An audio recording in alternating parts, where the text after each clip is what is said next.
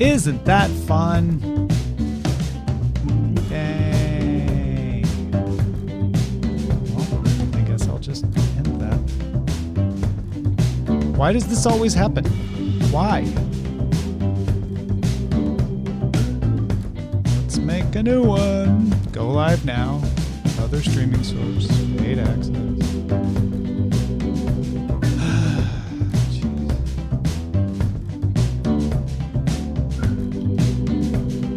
Headline. Description.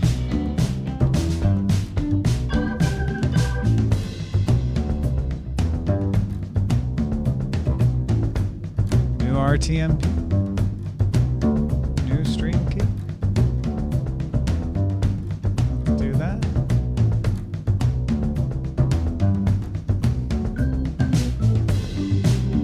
Go live now.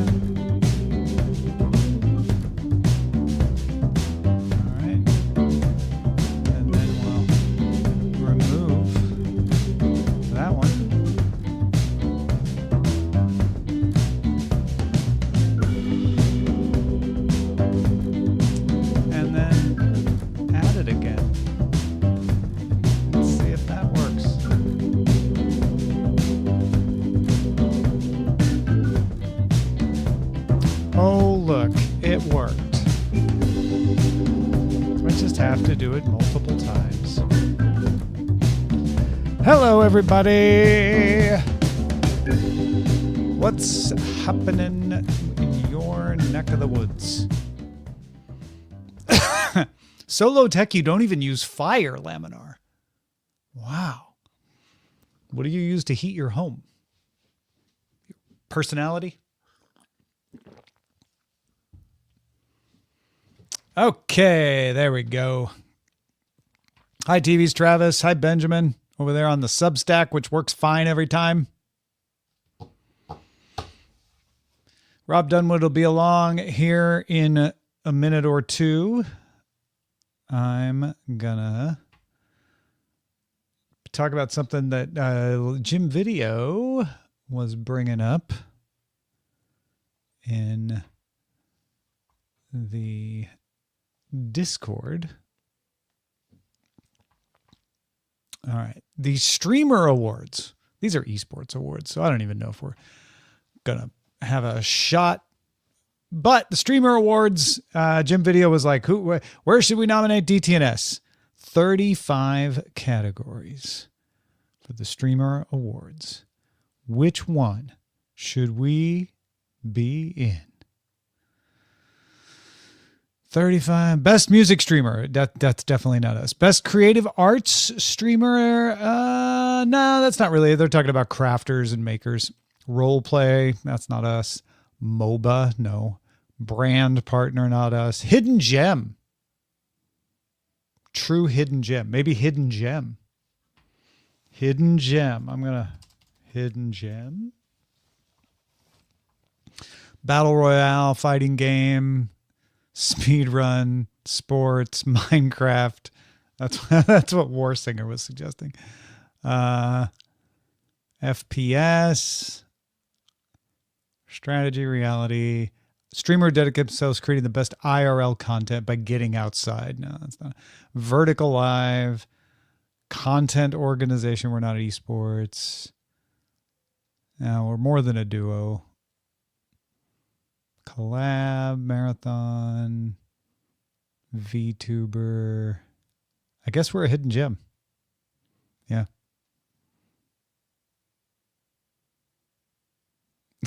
Maybe the Thursday quiz from Roger show. Yeah, maybe. Streamed series, you think? Best stream series. The best recurring show series segment or repeat event. Yeah, okay. Or best stream series, I guess.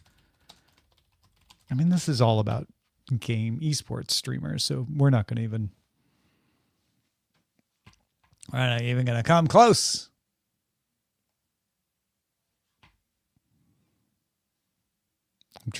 We are under heavy load. Please try again in a few minutes.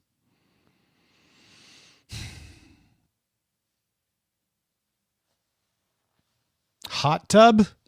Well, we'd have to change our format, but it's not impossible.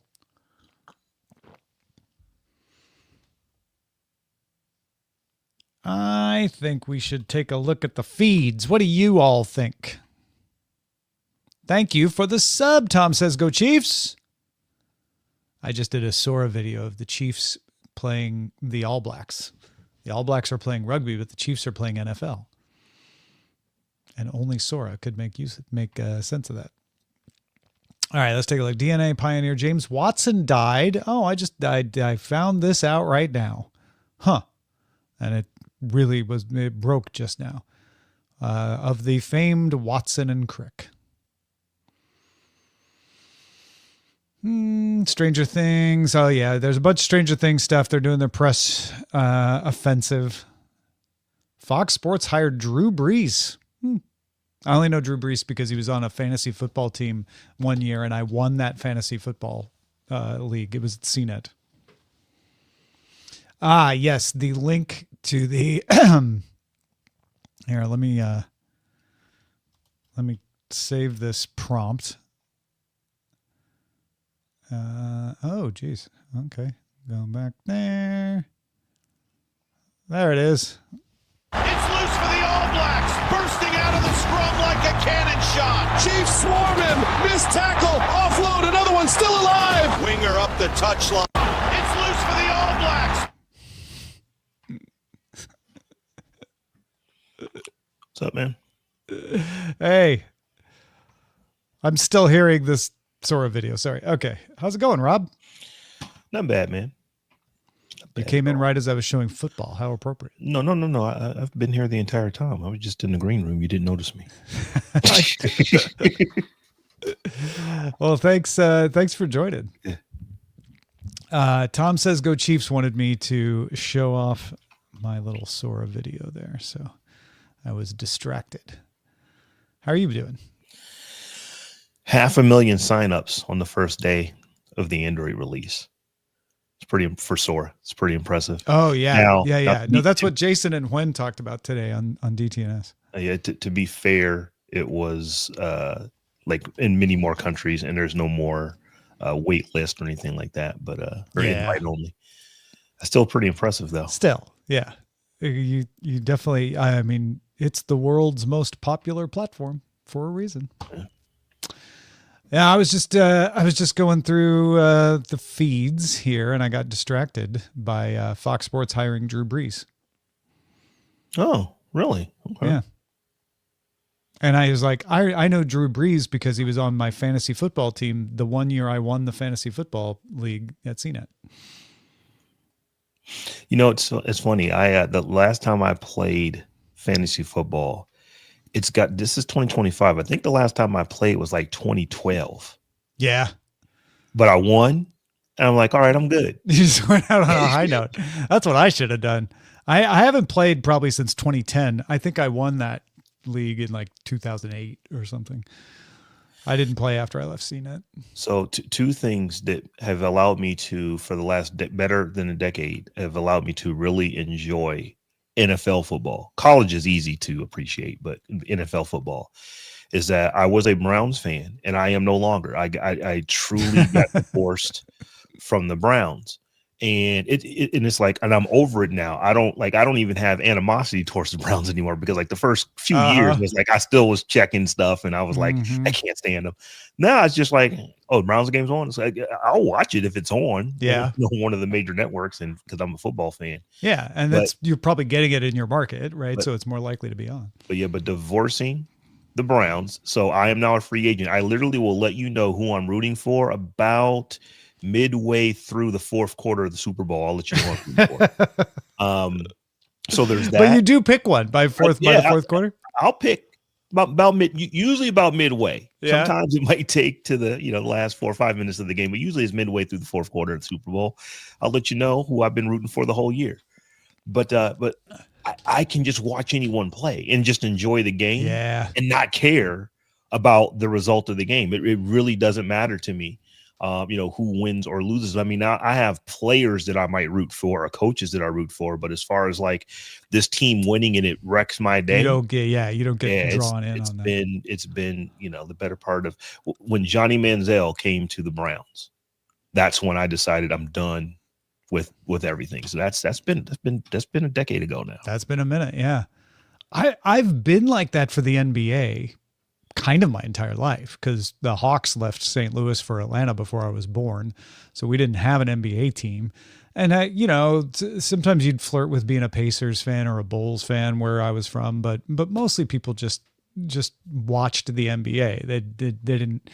They might pick a team for whatever reason, just because they like the player. Because Magic Johnson's great. I'm going to be a Lakers fan.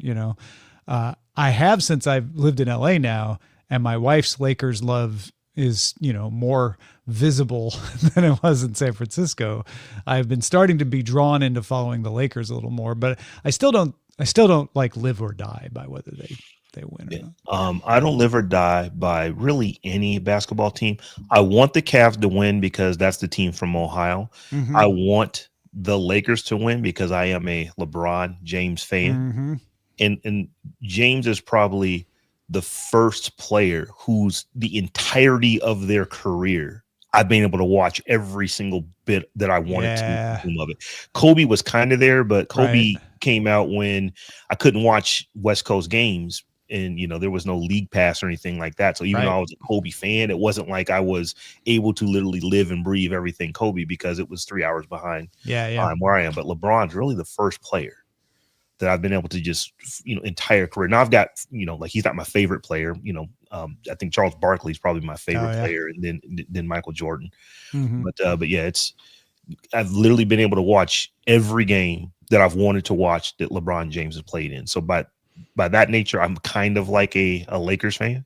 Yeah. Yeah. But I really noticed that I'm really not because he's not there. You don't care. Yeah. You're like Luka Doncic. Yeah. Although they're playing well, man. They were playing well without Luka. Well. Yeah. And now and Luka actually playing defense certainly helped. All right. I was just gonna look through more of these just to see if there's anything interesting. The first thing I saw, I don't know if you were in the green room. James Watson of Watson and Crick DNA just died, 97 years old. I did not know that. Yeah, it just happened, like just announced. All right. I don't see anything huge here. A lot of LA stuff in there right now. So sometimes I'll just look at Google News, see if anything. Grand Theft Auto 6. That tells me everything I need to know right there. This morning, when Jason and Huen and I were trying to figure out the DTNS big story for today, that was the top story on Google News. And here it is. How many hours later? 11, 12, 3. It goes back even further. It was the top story when I did headlines this morning. When you did headlines. So, I was up doing headlines at like 7:30. Okay. My time is when I started. It was right there. It has been the top story all day long. That kind of just tells you everything you need to know about the news today. And why we had such a long conversation trying to figure out the big story on today's show. Well, the other website I've got up here is this one. Have you ever seen remarkable.com? More than I think I've heard of it 7 times a day at some point in your life. So let's look and see when is the last post. It's got to be 10 years. It's got to be 10 years. It's October 17th, 2015. Yeah, 10 years ago. Last time it was posted. But you were telling me the other day, this is one of the things we wanted to talk about today, that you get a spike in traffic from this blog still. So the reason I have yet to take this down is because it's not costing me money. So let me explain that. Mm-hmm. So at one point, Remarkable, and this is a horrible theme that the site broke, and I just threw something free up on there to make it. I was going to say it's not bad for being 10 years old. Like it's very usable anyway. It may not be like flashy or anything, but when we were running it, it got to the point to where it was a place that people went to get BlackBerry news. It was like there's crackberry.com, there's the actual Research in Motion site, and there was Remarkable. And it was so big that Research in Motion did not have they had a little bit of a problem, and then they thought better of maybe we should just allow him to keep using that name and infringing all over our trademark, because he gets a lot of news about what we're doing and it's generally positive. But as I said, the reason it's up still is because there are people who still use BlackBerries in the world. Now, not so much here in the United States. Mm-hmm. But like in India, there's still a thing. In Iran, there are things. So people still use these devices, and sprinkle it out, through the thousands of posts on the site. There's affiliate links for places where you can buy cases for Blackberries and screen protectors and stuff like that. So during this time of the year, usually the September through January, there's just an uptick in traffic. Now, it's not significant. We're not talking about thousands of people a day coming through, Sure. But there's enough traffic that the affiliate links that are literally 10, 12, 15 years old, they still get used. Yeah. And so the site, I don't know, it makes a couple $100 a year, in affiliate stuff. And I have not done anything other than run to make sure there's no viruses on the site, which is an automated process. Yep. And haven't posted here. This is the first time I've probably seen this in 6 months. Yeah. That's crazy. It just runs, like you say, it's not like, making you independently wealthy or anything, but it pays for itself. So it pays for itself. And clearly from back in the day, it is an order of magnitude below where it was. There were, including myself, there were 3 other people who worked on, going out and finding pictures. There was Celebrity Blackberry Sightings was another site that we had, for this, it was related. So it was doing way more than it does, way more than a couple $100 a year. But it's like I said, it's like, as long as the site doesn't really cost me anything to keep it up and going, I just, I'll keep it up and going. And I haven't had to make a decision because it pays for itself. Even if it doesn't pay for itself, I'd have to say, what, can I just come out of my own pocket to keep, the website up? Memorialize it. So it's just there. I like these last 3 stories. The day BlackBerry forced me to leave BlackBerry, September 25th, 2015, 9:30 a.m. And then the only 2 posts after that, BB10, a slow death, and the Priv, you better market it. They did. Spoiler, they did. So yeah. Hey, Amos. Hello. Hey, what's up, man? Hey. But yeah, it's like the BlackBerry was huge. It was ginormous. It was everything that the iPhone is today, or the Samsung Galaxy. If you are an Android user, it was the device. It was above the Palm Pilot. It was above what the Windows, Microsoft was doing with their with their stuff. It was the thing to have. When I started at CNET in 2004. My immediate boss, well, actually, he wasn't my boss at that point. He was a tangential boss. But the guy that ended up being my boss and the head of CNET TV was always on his BlackBerry. And everybody was like, man, those BlackBerries, is it really worth it? And he was the guy. He probably went to your site and read it because he was the guy who preached the good word of BlackBerry all the time and how useful it was.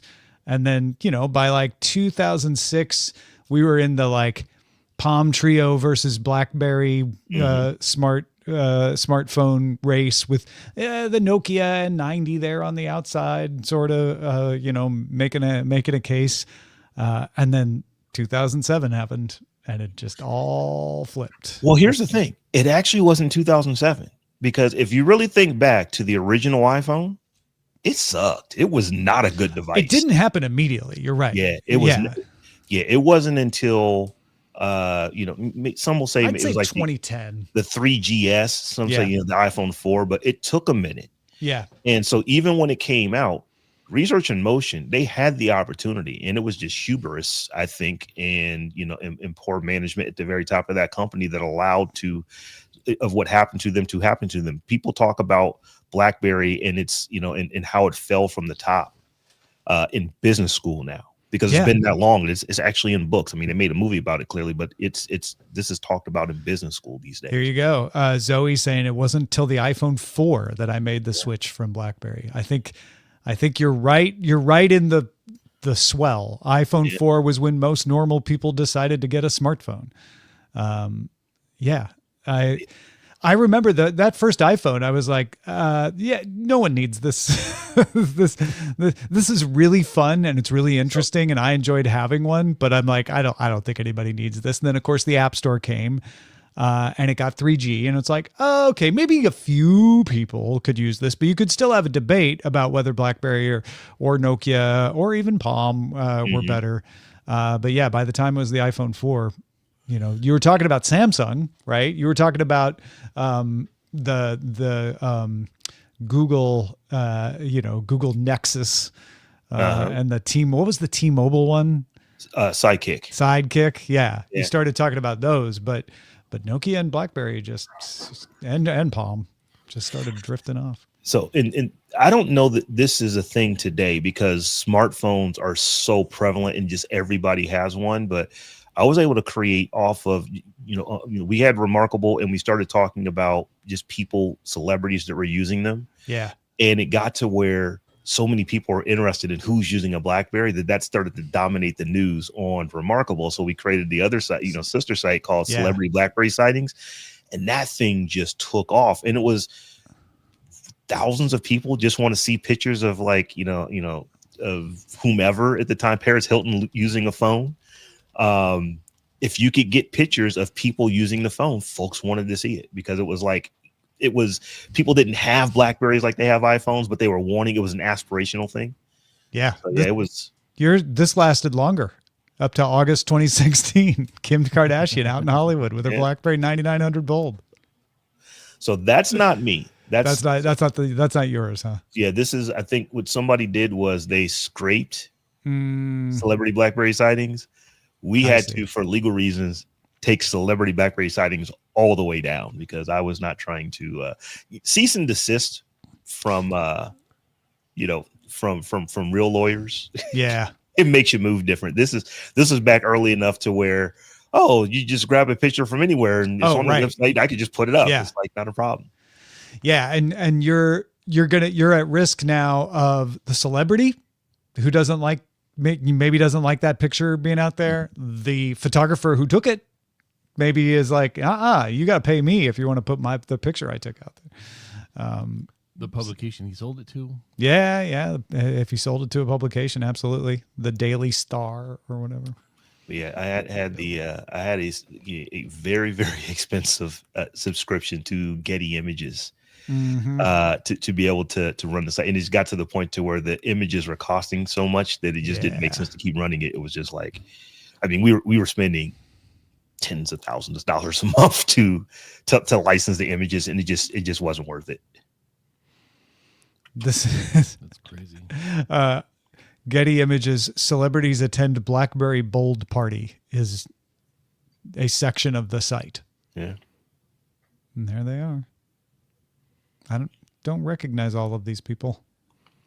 That's been a while. And at one point, if you were somebody that was known, if you were in a movie, a TV show, a music video, or you sang or something like that, or a model, and you had a picture and you clearly had a BlackBerry in the picture that you had, we probably had it on that site at some point.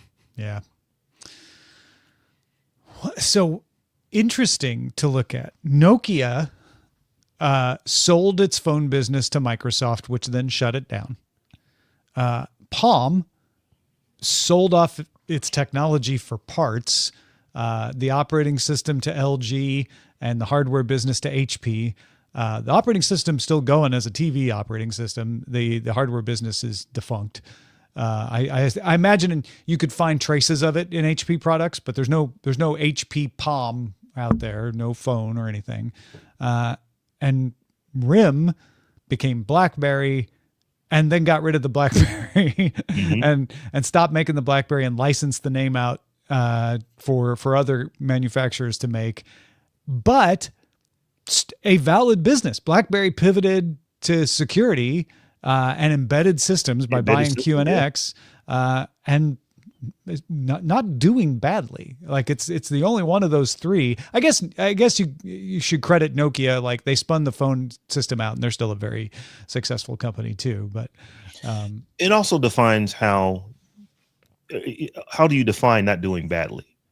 They are doing well with the QNX stuff. Yeah. And the security stuff. If you compare that to when BlackBerry was a thing, there's no comparison. It's a rounding error. It's a rounding error. Yeah. I mean, they're doing well in that they make a profit and they survived. Mm-hmm.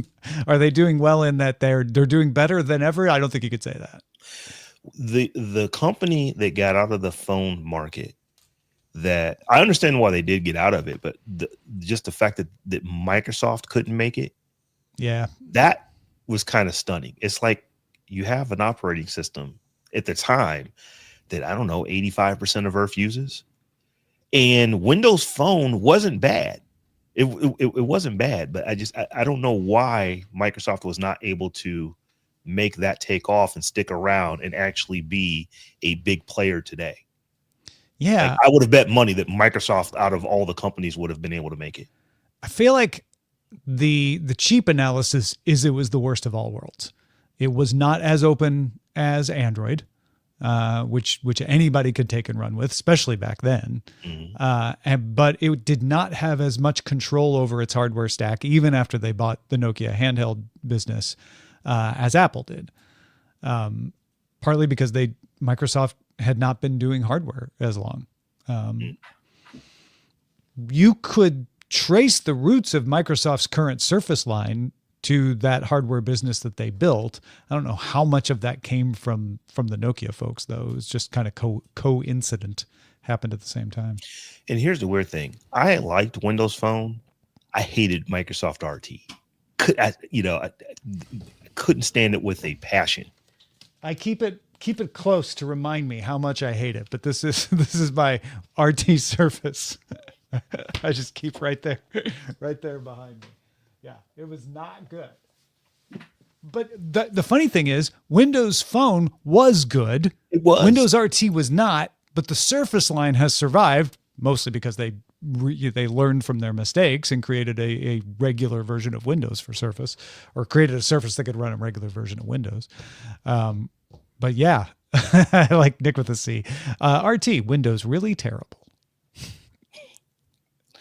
I disliked it so much that I got the moniker anti-Microsoft Rob. And I'm not anti-Microsoft. I am a pro-Microsoft person. I was just anti-RT. Yeah. Just that. So I looked it up here.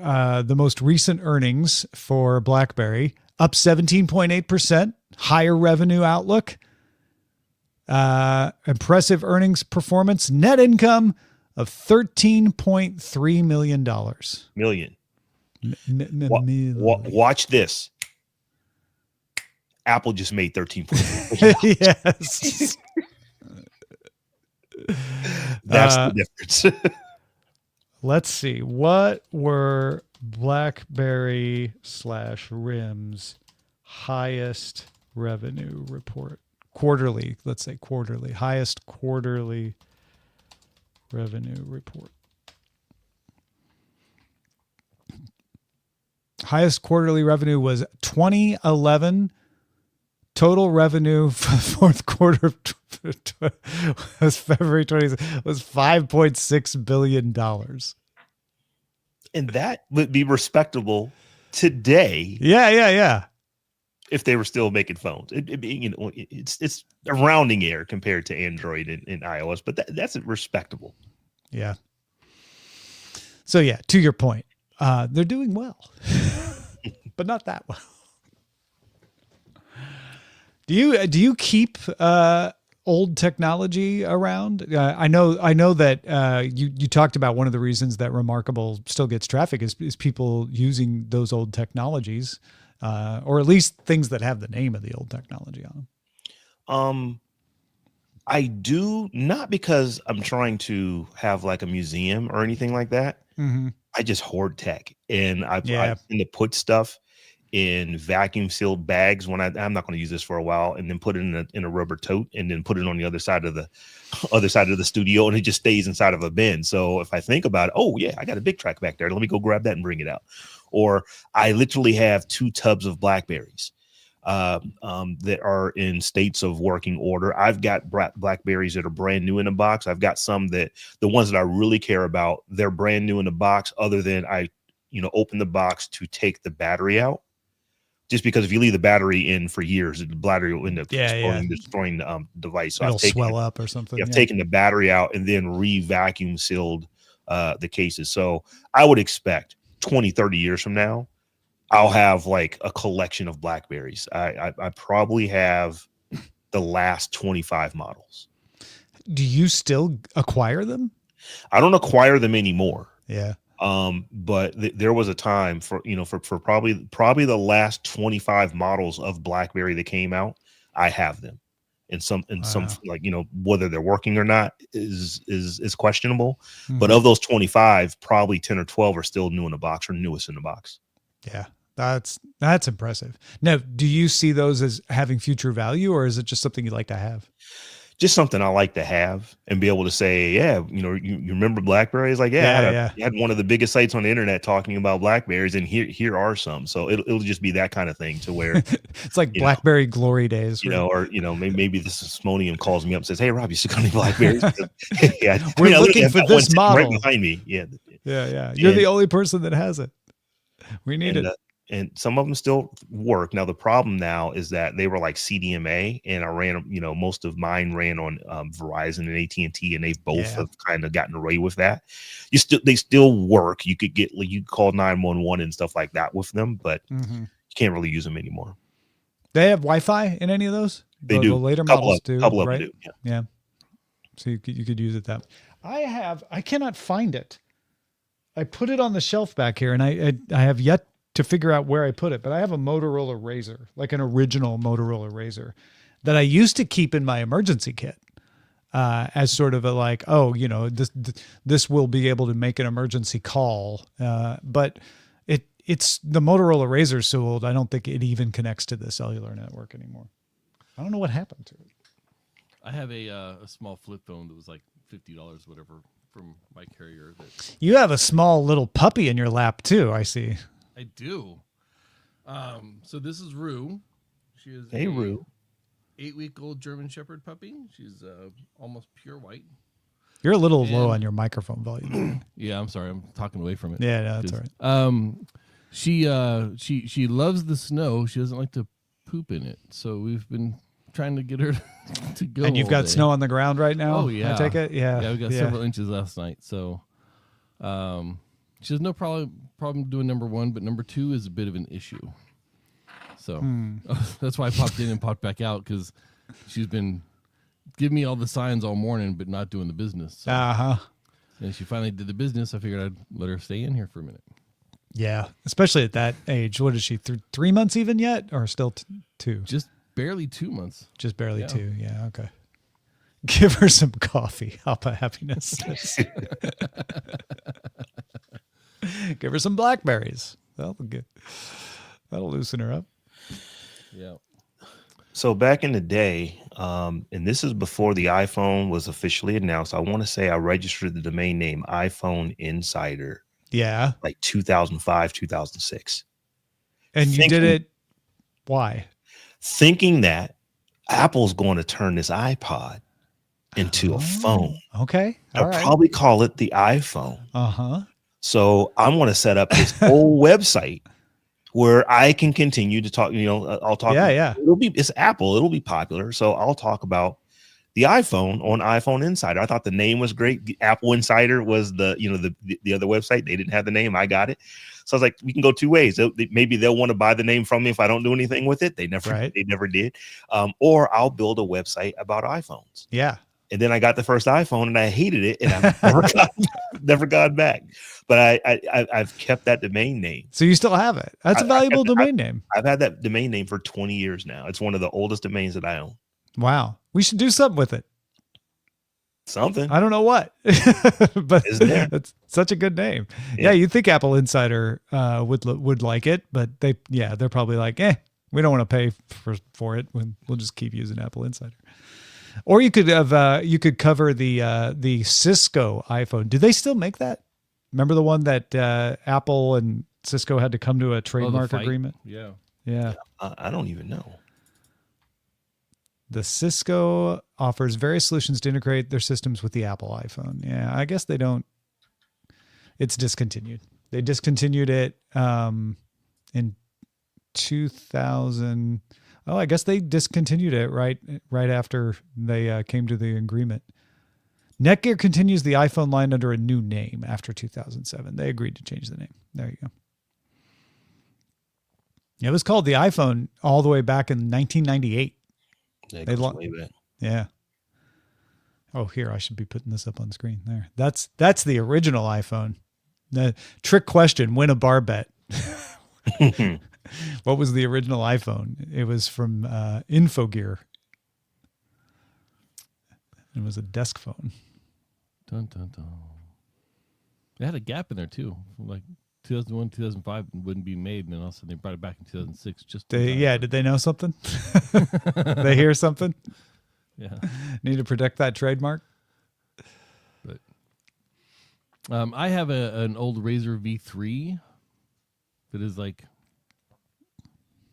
the when the Razr was, the flip phone Razr was the perfect model. It worked out all the kinks. Yeah. It was just a great little phone. I've got one of those. I've got a BlackBerry Storm that I picked up because AT&T was still exclusive for iPhones, and I was on Verizon. So I went ahead and got the BlackBerry Storm. Worked great until I dropped it one time. The screen just turned off. Didn't break. It just turned off. That was very interesting technology to where the whole screen was a push button. It was a push button, yeah. So it knew where your finger was, and it knew that you pushed the entire screen in, so it could. Right. So you got to pretend it was a touch screen. Yeah. I mean, it was like the most genuine haptics I'd ever experienced. Yeah. Right. Because you're actually pushing it in. It's yeah. True. Yeah, this is the first time I ever got a read receipt on a text message. I was like, oh my gosh, this is amazing. Yeah. You still have read receipts on? I have Either read of you? receipts on for the people that I care to know. Okay. I have them off as default, but then like my wife, I've turned them on. My daughter, I've turned them on. Well, I think all my daughters, I've turned it on. Because I figure, they're the ones that need to know if I actually saw a message, if they're trying to get in touch with me. If they need something immediate. Yeah. Meanwhile, if Tom texts me and I don't get to it in a couple hours, like it's not going to be the end of the Nobody world. cares. Call. That's an important. Yeah. I'm the same way. Yeah. I have the receipts for like my parents, siblings, wife, and children. Mm-hmm. And everybody else, you don't need to know if I read your message or not. Yeah. Most people, asked, if we should have read receipts on, and probably I would. Most say people just don't as a have them general- on. Well, because they're on by default. Yeah. So Most when people go find and out turn about them it, off. Yeah. It's one of those weird things. The general truth is that a default stays on, but there are exceptions, and read receipts is one of them, where people go in and fix it. Same way that Safari and Edge are the default browsers, but Chrome is dominant. Like people go and actively download and install Chrome and use it instead. Yep. And I go all the way back to working in corporate where I turn my read receipts off because it adds like an extra level of pressure. Sometimes I might scan an email, but I'm not ready to reply to it or do anything. But if the person now knows that I've actually read their message or at least looked at their message, I felt pressure that I needed to actually say something.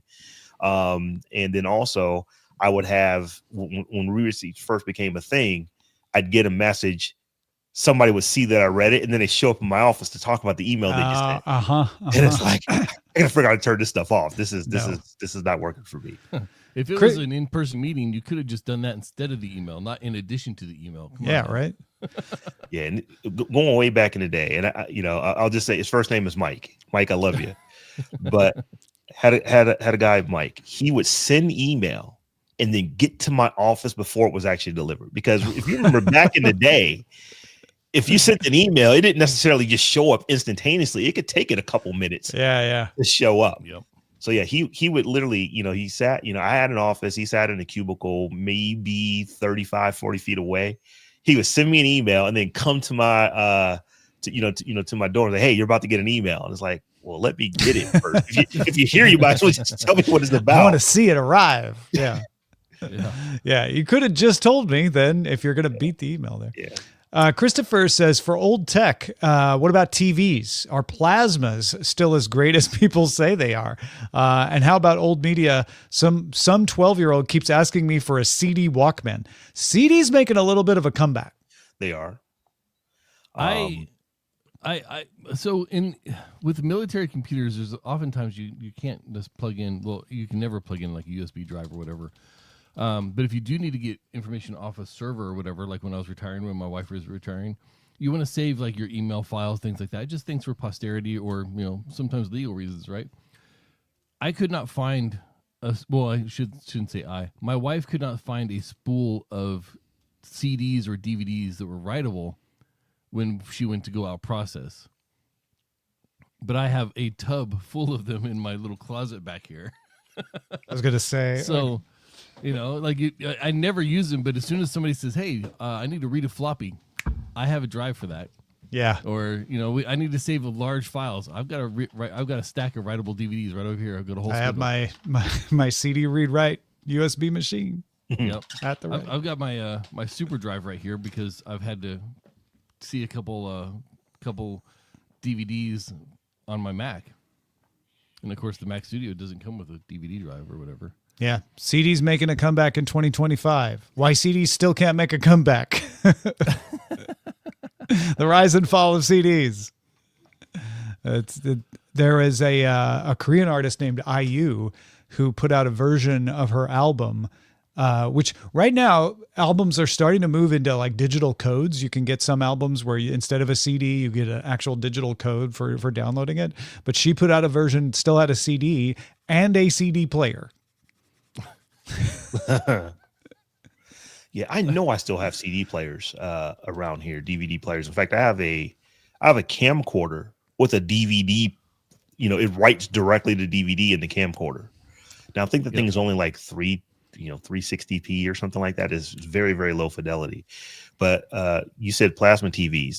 That's still new technology. I have right in the other room behind me. I have a Magnavox 13-inch television that has the two knobs you got to turn, the top knob and the bottom knob. It's so old it didn't even have coaxial in it. It's just the inputs for antenna. It's working. I probably turned this. It's probably the last time I had it turned on was maybe Easter, like when the kids were here, because I have a Atari 2600 and a ColecoVision hooked up to it, and that's how we still play those games. Those things still work. Yeah. That beats me. Our bedroom TV is I want to say it's a 23-inch Samsung LCD that we bought before we had Sawyer the dog. So it was probably 2007, I think. So yeah, that's the oldest TV in this house right now. We don't have any pre-flat panel TVs anymore. Oh yeah, this TV is definitely from the early 80s. Yeah. Because I had it when I was a kid. Yeah, my mom bought a black and white. Well, she was gifted from my grandpa a black and white 13-inch TV in, I think it was like 83, Christmas of 83, and I took that with me to my dorm when I joined the Air Force in 95, because that was the TV that I grew up on. It was the one that sat in my room, 13-inch was a good size too, because I remember I had my dad's 19-inch black and white that he had got for joining the Columbia Record Club in the 60s. I had that, but when I got the TI-99 computer and plugged it in, the scan rate of it was such that the beginning of the cursor would be off the screen. Mm-hmm. Yeah. So we got the recommendation was that a 13-inch television was ideal. And so we went to JCPenney outlet store, found a 13-inch color television with a crack in the case. So it had a discount. I don't remember how much. And my dad was like, all right, we'll buy you that. And then that was my TV from that point until I think I got one in college, saving up, working somewhere. But now, is that TI 99 4A? Is that the oldest computer that you still have? Yeah, it's right there. Yeah, that's that was mine, all mine. That was my very first computer that I got. I think I was 11, maybe. It was 10 or 11 years old when I got it. I didn't get it the year it came out. I was going to say, I think it came out in 81 and I got mine in 82, or either that or the TI-99 came out in 81 and the 4A came out in 82. But so I got it. I want to say it was the Christmas that I was 11 years old, would have been the Christmas of 82. No, the Christmas of 83 is when I think I got it, because it definitely was a Christmas present. and I was 11 years old, and that was great. I still have the computer, but I had like the phone coupler. I had the tape recorder that was the data drive tape recorder. I had all the stuff. 81 for the 4A. June 81 is when it came out. Yeah, I still have the speech synthesizer. Yeah, I had that too. Where it could be like incoming. Wow. I still got a bunch of cartridges like Hump the Wumpus and the games and stuff. I think this is the only cartridge I still have. It's Video Chess. There might be a couple more in there. Hunt the Wumpus was great. I love that one. And then I wanted to do more programming on it, and TI Basic required you to either buy. You could either, what was it? You either could buy a cartridge that would let you do extended basic. And it was either and or like, and you also needed extra memory, I think. Or maybe you could get the cartridge and you could do a little bit, but if you wanted to get the full language set, you had to have the extra memory, which required you to buy this expansion box. And then you bought memory slots that went in the expansion box and then plugged into the TI-99. We never got those. But I never got that. By that point, we were on to the Commodore 128. Ah, nice. And then after the Commodore 128, I can't remember if the first home computer that was an actual computer, if it was a 286 or 386. But it was Gateway. Remember when Gateway was called Gateway 2000? Oh yeah, right. Yeah, so that was our first home PC. So here's the TI in Texas Instruments expansion system. And you'd put extra memory and modules and things in that slot, and it had the disk drive. And it's $250 here now. But back then, I think it's probably $700 or $800, which is like astronomical. No, it was ridiculous. Yeah, it was really expensive. So I was able to get a Commodore 64 by selling my TI-99 to a nice couple down in Ramsey, Illinois, and then parlaying that into the Commodore 64. I never got the 128. That was a step up. Yeah, that was, I don't know. The 128 came probably middle school for me, 8th grade, maybe 9th grade. Yeah.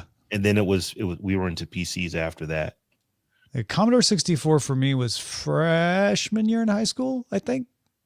Like Christmas of freshman year. Because then I started programming for real on Commodore Basic and created a fantasy baseball league. And basically what we did is I took baseball cards out and we did the draft. And then I took the stats off the back of the baseball card and I had people make a lineup. And then the computer program would take the stats for each member of their team and count different stats based on their position in the lineup, and then add a random number at the end, and then create a score, and then tell you between two teams which team won. It's a lot. It was a lot. It was a lot for a very little. Like as far as my friends went, I put in their team name and the other team name, and then it went do, and then told them who won. Right, I did all that, entering of the data in arrays and all that stuff on the back end. And it's funny how back then that was so much fun. I loved playing with computers, but I'm old enough to where going into computers wasn't a thing unless you intended to work at IBM, or work at a university. Definitely. So when I entered college, I went for pre-med and actually went to med school for a year. I didn't know that. But I was pre-med and I did that. And then, but I could not leave the computers alone because that's around when management information science degrees started coming out, like in the early 90s. And it's like, oh, that looks fun. Oh, that looks fun. Oh, you can go get a job at companies now. Companies are actually buying computers and putting them out. It's funny to think about this. I mean, I'm 53 years old. I'm not that old, but I can remember when you would walk into like a company, and there were no computers around there. Yeah. Maybe there would be one or two word processors, but it wasn't like everybody had a computer or two On their desk. at their desk. No. That was a weird thing. Even into the 90s, that wasn't normal. It was the late 90s that you started to see everybody is getting into computers. The first job I ever had where everyone had a computer at their desk was 1999. Yeah. So, so for me, it was like, well, you're going to go to college and do something respectable. So like, okay, well, I'll go be a lawyer or doctor or something like that. But I just loved computers. And it wasn't until I got to med school and I'm like, why am I doing this? It's like, I mean, I wouldn't have minded have been, but it wasn't my passion. I was passionate about computers because I was trying to take computers and just work at Best Buy just so I could be around them and stuff like that. Yeah. And talking to a counselor in med school, because with med school, there weren't, it wasn't like you could, you either passed or you failed. It's like we pass you on and you go to the, go to the next year. I passed my year, but talking to a counselor is like, are you sure this is what you want to do? And I was like, it really isn't.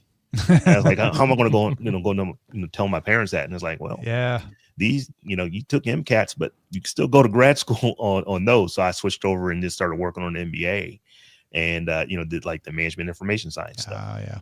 Nice. I bought my first computer in 1996. It was a Pentium 133. Ooh. Wow. Rocking in 96 megs of RAM. That's rocking. Because Yeah. I think around that same time, I topped out with a Pentium 90. So yeah, it was screaming. It was screaming. Immediately started learning how to write HTML, and that was a passion for about 10 years. yeah. Now that I started with around the same time. My first website was 96, and I used this book. That's why I keep it around. That's how I learned to write HTML. So here's what's crazy. As much as I am into Windows, I started off really in college with Macs. So the first computer that I purchased for myself was a MacBook 520C. It wasn't a Mac. What was it called? A PowerBook 520C, I think was the name of it. Apple PowerBook 520C. Let's see if I can pull up a picture of that. I bet I can. Did it look something like one of these? It's exactly what it looked like. That's what it was. Yeah. But that was my very first computer that I purchased for myself. And it's like, crap, I can't run this. Crap, I can't run that. Okay, so then I ended up building like a 486 DX4 with a couple of hard drives in it, and a 3.5 floppy and a 5 1/4 floppy. And I built that just so I could do PC stuff, and I've been PC ever since. Yeah, I started out with Apple II in the computer lab at Kaskaskia College in the summer program. So I started on Apple, and then my dad bought me an IBM PS2 3286 as my graduation present from high school, and I had that. But when I would go to the labs in college, I would use the Macs because we had Macs at the radio station too. So I was like, well, I want to learn Macs too, and I've got the Windows machine at home, so I'll use the Macs, and they were nicer and printed things nicer and all of that. But then when I got out of college, I pretty much stuck with Windows. I was on Packard Bell after the PS 3286, and then I was on an Acer Pentium 90, and then a Compaq, I think. And then I went to ThinkPads, and then I went to a MacBook Pro once they did the ability to install Windows on it. And I used my MacBook Pro as a Windows machine for a good couple of years before I slowly started experimenting with booting into OS 10, and then eventually moved over to that. Yeah, I worked in corporate IT, for software companies and stuff like that my entire corporate career. But the first time I was actually able to choose a Mac was not until 2018. The very last job I had where I decided after I left that company, I think I'm done with the corporate world. I'm going to try doing this content creation thing. But that was the first time that I actually had a choice. It wasn't even a choice. This is just what you got was a PC. Now there were folks who used Macs, but they were usually like in the marketing, department or something like that. But like all the engineers and everything, this is what we got. They were very high end PCs, but they were PCs. Yeah, my CNET gave me a PC. It was a desktop PC, and I turned it off, put it in the corner, and used my laptop. Tom, this is one of the few times when I can actually do this, but I just pulled off my bookshelf. Hey, HTML4, XML, and Java 1.2. No, this is actually the second of the two books that I had. I had the first one, but it got lost in my move to Japan. So I immediately picked this one up to replace it. It was just one version earlier. And if you ever want to know why I know random stuff, it's because for a long time I read this book.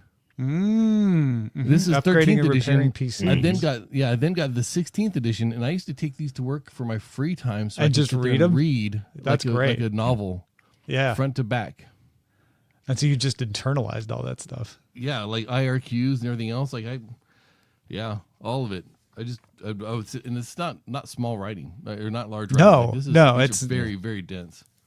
That's not pleasure reading for most people. For most people. I think I've given most of them away while they were still useful to people, but the books I had were like the Cybex training manuals, so you could get them for like the MCSE training courses, or the Cisco training courses and stuff like that. And this sounds so weird, but I used to just get them because I just thought it was just interesting to learn what this stuff was. I wasn't getting them for any reason, certifying or anything. Well, I did become a MCSE. It's like, well, I might as well go ahead and do it. But but it wasn't like that was a requirement of the job. It was just like, oh, let's just go ahead and do it. So I was like in the first 1,000, MCSEs. Then you started getting like exchange certifications and all these certifications, and it was just like I didn't need them. Yeah, it was just fun. So like the side hustle for me was that I actually started teaching these night boot camps. Nice. To teach people how to go pass the MCSE test. Yeah, that was a big deal for a while. Like that was a booming cottage industry. So with me and my buddies that started this, what we would do is we would go to official training centers and we would just take the test. Over and over and over again. And what we would do is when we would take the test, as soon as you come out, you're writing down, okay, I want to get questions 1 through 10. You get questions 11 through 12, and just try to figure out what was going to come up on the test. Yeah. Because, I think that, Microsoft started figuring out, okay, we need to randomize these and do more, but there might have been, 6 to 8 variations of the test. So if you knew all the test questions, we knew what specifically to train you on, because if I'm honest, we weren't training people to know the knowledge. We were training them to be able to pass the test to get the certification, because you're never going to get experience out of a book. You've got to go do the thing. Absolutely. But yeah, that was a big thing back in the early 2000s. That's the same way we used to get promoted in the Air Force, because as soon as you get done with your test, you go out and you take a highlighter and you just highlight everything that you can remember was on that test. Now, you weren't allowed to share it, of course, wink, wink. Of course. But, they only changed out 10% of the questions each year. So by the set time you took the test twice, you probably had a good 40% of the book just right there ready to be memorized, and then you could just kind of just know some of the other stuff and get a good score. Yeah. That's how I made the rank every time that I made it. Had my little books highlighted. They came out with a new edition. I'd go through and, re-highlight the new stuff. Yeah. Yeah. Christopher had a good question. Did you have these things in the US? In the UK, we had PC magazines that had pages of code you could type in by hand to make a game like Pong. I never got one to work because all it took was one bad line. We had that. And they also would come with the CD-ROM going way back, they'd have the floppy disk. Yeah. Where you could load it up. I have one of those. I have all these popular computing magazines, but those aren't the kind he was talking about. All my floppies are in the closet, unfortunately. Otherwise, I'd reach back and grab one of those too. You'd get the not just the 3 1/4 inch floppy, but like not the 3 1/2 inch floppy, but the 5 1/4 inch floppy would come in magazines because they fit so nicely in there, and you could like little perforation to tear them out. Yeah. But yeah, back in the like the late 90s to the early 2000s, you would get the ones that would have the CDs. And then they would have like, JavaScript or stuff like that if you're trying to learn Java or HTML. I used to spend hours in like Barnes and Noble just going through and reading all the magazines, and then come back the next month and read all the magazines that came out the following month. Yep. That was part of my. I always loved those day. CDs. The CDs would come out and they'd have like this Java program or whatever on it, and they'd include Java with it. Like they'd have the most recent version of Java when they did the printing, and then you look at it and be like, oh, that's already 2 versions old, because Java was just updating like every 2 weeks. Yeah, I have an orange magazine like the one he's talking about somewhere, but I don't see it here. But in the process of looking for it, I found the textbook for that summer computer course for Apple II. Oh, wow. That is a bright red, Tom. Yeah. Like that's, you didn't lose that one. This is really heavily printed. So I think they printed this themselves. That's great. This might have been the first computer program I ever wrote. 5 Flash, 10 Tom is crazy about Emily, 8 print, 20 go to 10. Man, that sounds like some Modula 2 stuff right there. I have no idea who Emily was either. It's even better. The mysterious Emily. Yeah. Robot Tom. I forgot I even had all this. No. Yeah, this is all Apple II basic. Apple basic stuff. Yeah, I remember when I was in grad school going through the management information sciences curriculum, and you knew more than the instructors because I was doing it. Like I said, I would go to Barnes and Noble and just read through magazine after magazine after magazine, to see all the new stuff that was coming out. And it was fun. It was like, was just coding and trying to figure stuff out. It was fun. So, by the time when you got to class, it's like they were doing stuff in class that I had already done a year, 2, 3 prior to, and had gotten really good at it. No, you were saying, when we were young, there was no computer course and that you could take. We had a computers class in high school where you could go, and there was a big room full of TRS-80s that I honestly think Mr. Young had bought himself because he also worked at the Radio Shack. So I think I was like, because our school district was not a wealthy school district. And so I'm like, he must have just like brought them from work or something. But we had a class, right? That was it. And then when I was like, well, I want to study computers in college, everyone told me like, well, you could do engineering. But, that's what it was. That's why it's like, I just want to learn how the things work. So, you need to take electronics or you need to take an engineering course. I'm like, I'm not doing that. It's well, I don't want to build them from scratch. I just want to use them. Yeah. Come on, Tom. I know you got a box full of wafers just waiting. Yeah. Right? I don't need to learn lithography necessarily. I just kind of want to program a Mac. Is that was so weird? Yeah, I was learning Pascal in California, then moved back to Indiana, and they put me in a database management class because that's the only programming or computer class. Oh, yeah. And it was green screen command line database processing. Yep. And I was like, I came into this class with an A, like a 99%, and you're just going to give me an average between that and the next 2 months of this class? I'm not finishing this. And I couldn't go to the C. Let me tell you, in 1993? No, 92. I was working at the Slavic Library at the University of Illinois. And I'd taken a little bit of Russian. So that's how I, got my nose in the door. And they found out that I knew how to use a computer. And so I became the data entry guy on the VAX VMS system, putting in all the cataloging stuff. And I eventually transferred to a different library because I'm like, I don't want to just do data entry all the time. My first job, actual real computer job. So this is after Best Buy. I want to say this was 96. This is when companies started thinking about Y2K. And it's like, we need to look at all this code. So my first job, I was working for this consulting firm, and all I was doing was debugging undocumented code. Oh, wow. So all you did was sit there and just go through code. And I can tell you, I did that job for, I did not last 3 weeks. I did it for, I was 14 days. I started on a Monday and I quit on a Thursday. I was like, I can't do this. This is nuts.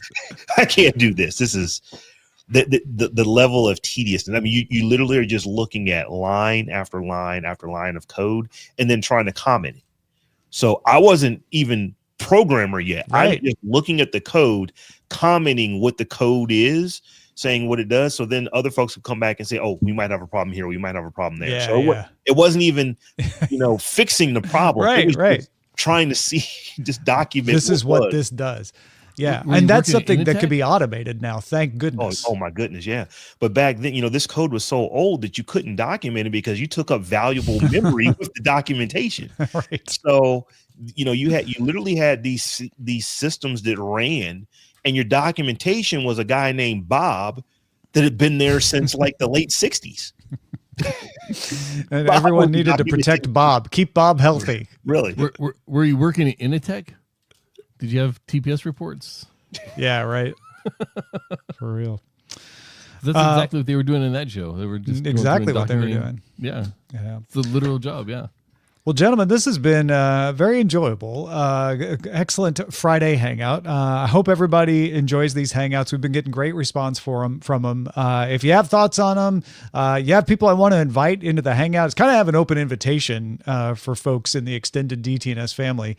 But yeah, we can always kind of nudge somebody to come on by. Rob, thank you for hanging out today. This was really fun. No, I got to go look at some old Remarkable stuff, man. It's been years. I check it every couple months just to make sure the site's up and running, but I haven't actually looked at post in a long time. Yeah, it was a good trip down memory lane. Amos, of course, always good to have you. Thanks for spinning by. I appreciate it.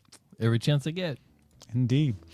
Thanks, everybody watching on Substack, on Patreon, on YouTube, on LinkedIn, on Twitch. We'll see you on Monday. Have a great weekend, everybody.